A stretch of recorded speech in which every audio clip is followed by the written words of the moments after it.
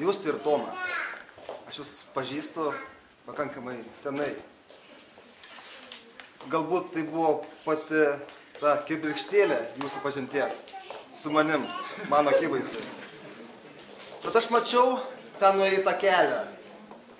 Tai buvo tikrai be galo prasmingas, žavingas, įdomus, kupinas meilės, aistros ir supratimo kelias. Aš dabar matau senelius, matau giminaičius, matau piršlius ir matau, ant ko yra statoma šeima, kokios yra vertybės, ant kokių pamatų. Tai negali nejaudinti, nekirbinti širdies. Gerbiamieji, aš noriu, kad jūs tas tradicijas, tą visuomeniškumą, tą supratimą, tą toleranciją, tą išmintį puoselėtumėt, pasisemtumėt iš jų, konsultuotumėtės, būtumėt kartu, bendrautumėt ir neprarastumėt ryšio su savo giminė.